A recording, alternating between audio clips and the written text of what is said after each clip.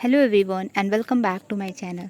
तो आज की इस वीडियो में हम लोग देखेंगे आरआरबी में आने वाले इम्पॉर्टेंट क्वेश्चंस को और भी अदर नर्सिंग कॉम्पिटिटिव एग्ज़ाम में आने वाले इम्पॉर्टेंट क्वेश्चन, क्या इम्पॉर्टेंट टॉपिक रहने वाले हैं।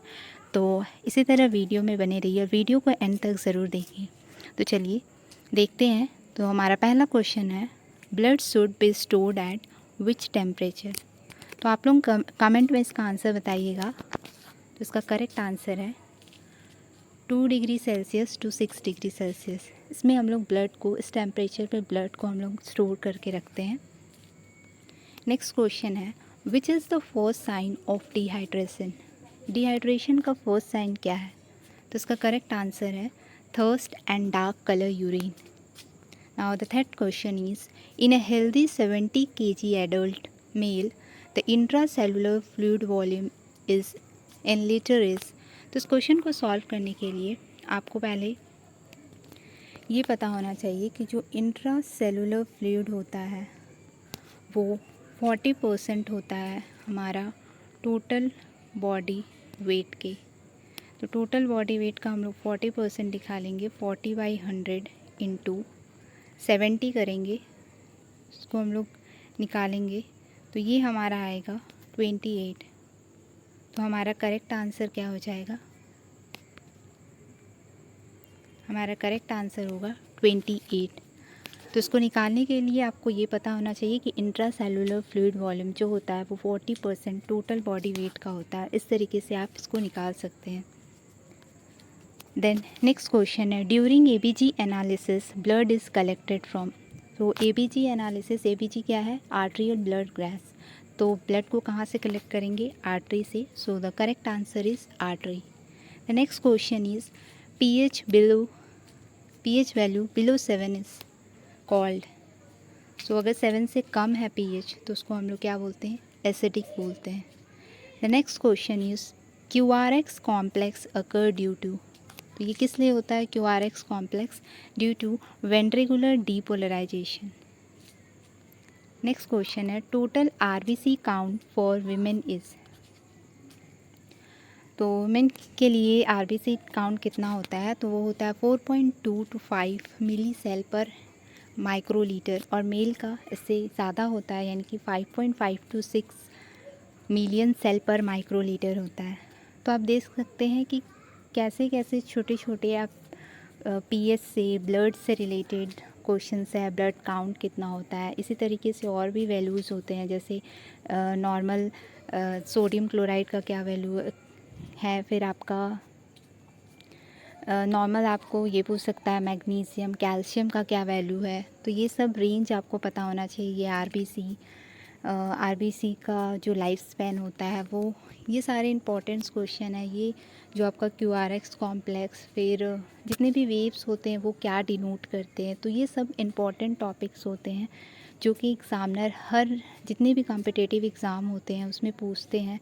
तो ये सारे टॉपिक्स आप एग्ज़ाम के लिए ज़रूर पढ़ कर जाइएगा। सो अब नेक्स्ट क्वेश्चन देखते हैं, the plasma protein that maintain the normal plasma osmotic pressure. तो इसका आंसर आप लोग बताइएगा। इसका करेक्ट आंसर है एल्ब्यूमिन।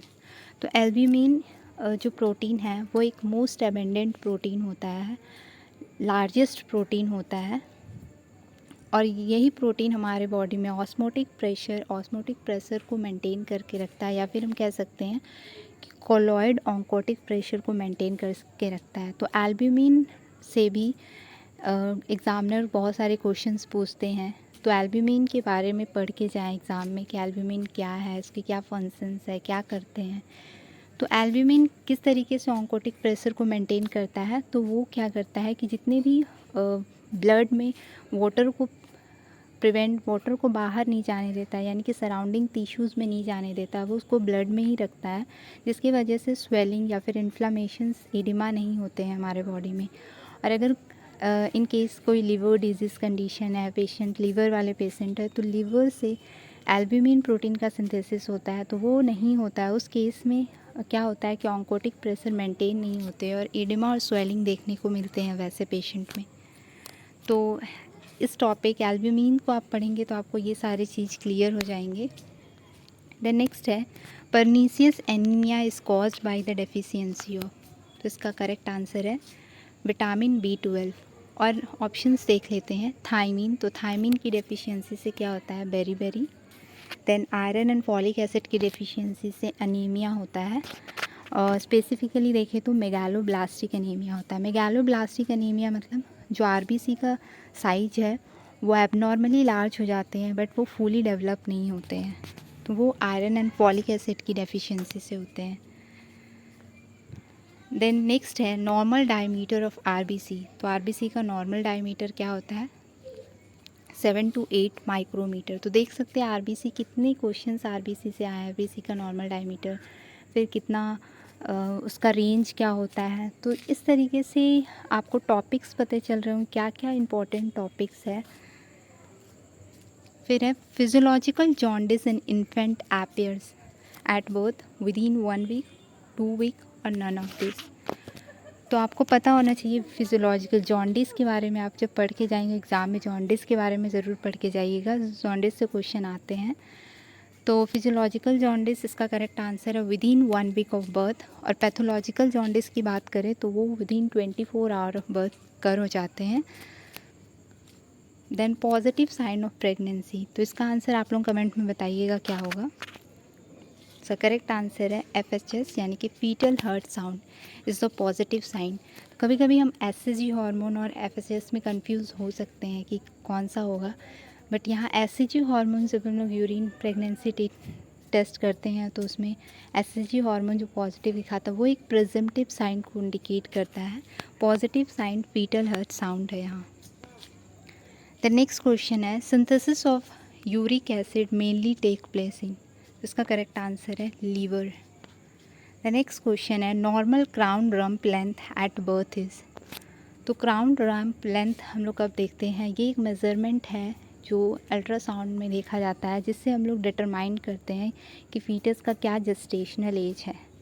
तो crown rump means crown head से लेकर हम लोग बॉटम ऑफ बटक तक देखते हैं कि क्या लेंथ होता है, तो वो नॉर्मल है 38 to 50 सेंटीमीटर।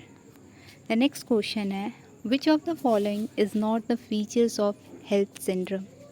हेल्थ सिंड्रोम आपका सीवियर प्रीक्लेम्सिया का कॉम्प्लिकेशंस है।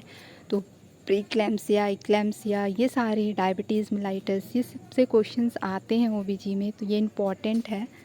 तो हेल्थ सिंड्रोम का क्या क्या फ़ीचर्स है पहले हम लोग देख लेते हैं। तो फीचर्स में हमारा हेल्थ सिंड्रोम जो लिखा है हेल्थ, उसको हम लोग देखेंगे तो H फॉर हेमोलाइसिस और हेमोलाइटिक एनीमिया है, इसे एलिवेटेड लीवर एंजाइम्स और LP इज़ लो प्लेटलेट्स। तो आपको 3 चीज़ पता चल गया। लो प्लेटलेट्स को हम लोग थ्रोम्बोसाइटोपिनिया कहते हैं, raised liver enzyme and haemolytic anaemia, ये तीनों हेल्थ सिंड्रोम के फीचर्स हैं।